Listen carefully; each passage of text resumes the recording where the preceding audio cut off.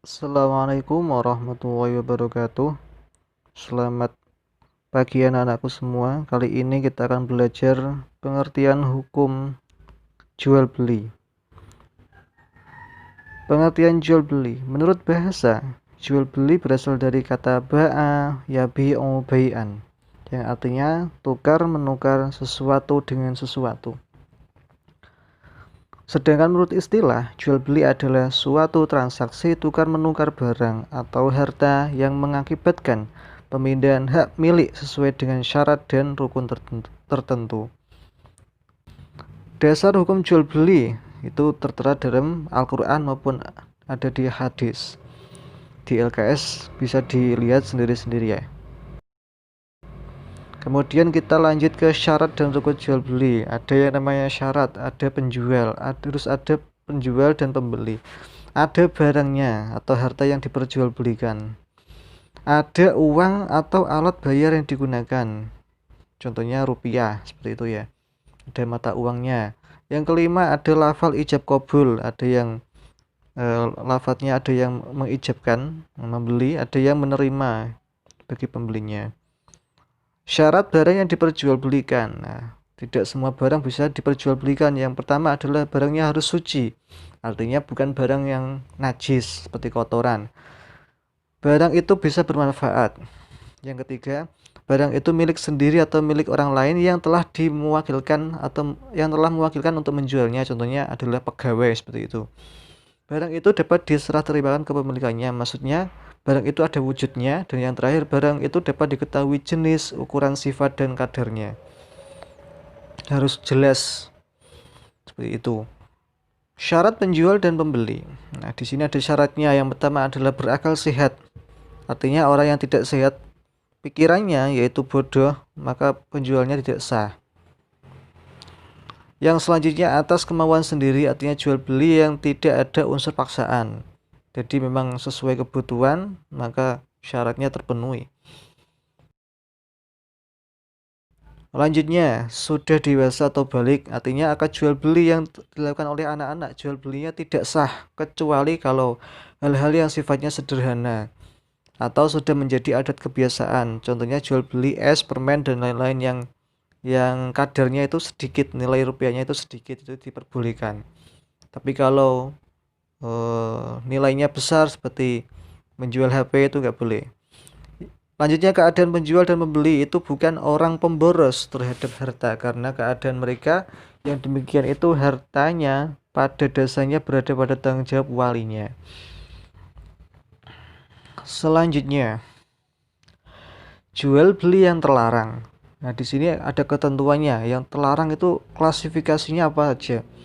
Yaitu jual beli yang harganya di atas atau di bawah harga pasar dengan cara menghadang penjual sebelum tiba di pasar. Rasulullah pernah bersabda, An Abi Hurairah radhiyallahu an qala naha Rasulullah sallallahu alaihi wasallam an bai'a hadirun libatin wala tanajjasu wala yabi'ur rajul ala bai'i akhihi, rawahul Bukhari. Hadis ini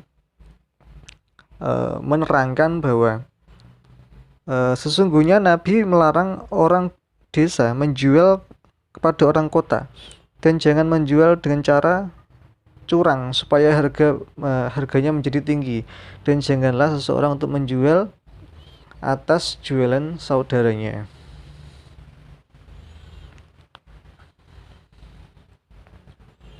Materi selanjutnya yaitu yang masih jual beli terlarang, yaitu membeli barang yang sudah dibeli atau dalam proses tawaran orang lain. Barang yang sudah dibeli atau orang lain tidak boleh dijual kembali kepada orang lain lagi, karena barang yang sudah dijual itu menjadi milik pembeli sehingga penjual tidak boleh menjual kembali. Atau masih dalam proses tawar-menawar, itu juga gak boleh, karena di sini Rasulullah bersabda an Ibnu Umar an Nabi sallallahu alaihi wasallam qala la bai'ur rajul ala bai'i akhihi wa la yakhdub ala khidbati akhihi illa ayyadanalah, rawahul Muslim. Yang mana hadis ini mengatakan bahwa proses tawar orang lain itu Rasulullah pernah bersabda, janganlah sebagian kamu menjual sesuatu penjualan sebagian yang lainnya. Nah, padahal di sini dijelaskan tidak boleh karena apa? Bisa menyinggung perasaan yang lagi menawar tadi. Tiba-tiba diselip dengan harga yang lebih tinggi, itu tidak boleh. Jadi harus menunggu sampai mereka gagal baru proses akadnya dilanjutkan. Jual beli sah tapi terlarang. Sah tapi terlarang. Apa itu? Yaitu jual beli untuk ditimbun supaya dapat dijual kembali dengan harga di kemudian hari eh, yang naik. Nah, contohnya apa? Di sini dijelaskan dulu. An Umar qala Rasulullah sallallahu alaihi wasallam manih taraka fahuwa khatiun. Barang siapa yang menimbun barang maka ia akan berdosa. Contohnya adalah menimbun bensin satu kabupaten, bensinnya ditimbun ia sendiri sehingga harganya melambung naik, itu tidak boleh. Lanjutnya jual beli sah tapi terlarang, yaitu jual beli alat maksiat. Contohnya apa? Contohnya jual beli suntikan untuk suntikan untuk narkoba, itu juga tidak boleh. Ada lagi jual beli pisau untuk membunuh, nah dan lain-lainnya. Di sini dijelaskan firman Allah, wala ta'awanu 'alal itsmi wal udwan, dan janganlah tolong menolong dalam berbuat dosa dan pelanggaran. Apapun perbuatan bisa berdosa apabila jual beli itu dilaksanakan. Selanjutnya jual beli sah tapi terlarang, ya, dengan cara menipu. Contohnya ada sebuah hadis an Abi Hurairah qala nah Rasulullah sallallahu alaihi wasallam an bai'il hasati wa an bai'il ghurari, rawahul Muslim, yang artinya Rasul melarang jual beli dengan hasah, yaitu melempar batu kerikil, dan jual beli dengan cara menipu. Contohnya menipu banyak sekali ya modusnya, bisa dilihat sendiri dengan realita yang ada di sekitar kita. Lanjut jual beli sah tapi terlarang, ya ini jual beli yang mengandung riba, ya. Riba itu apa? Menambahkan sesuatu contohnya. Nah, itu tidak boleh karena tambahan itu dilarang oleh agama. Itu tidak boleh sesuai dengan firman Allah, ya ayyuhalladzina amanu la ta'kulur riba adhafan mudha'afah wattaqullaha la'allakum tattaqun. Yang ayat ini mengatakan bahwa hai orang-orang yang beriman, janganlah kamu makan riba dengan melipat gandakannya. Itu adalah materi dari jual beli. Selanjutnya adalah materi tentang khiyar. Apa itu khiyar? Nah, khiyar masih dalam bagian dari jual beli.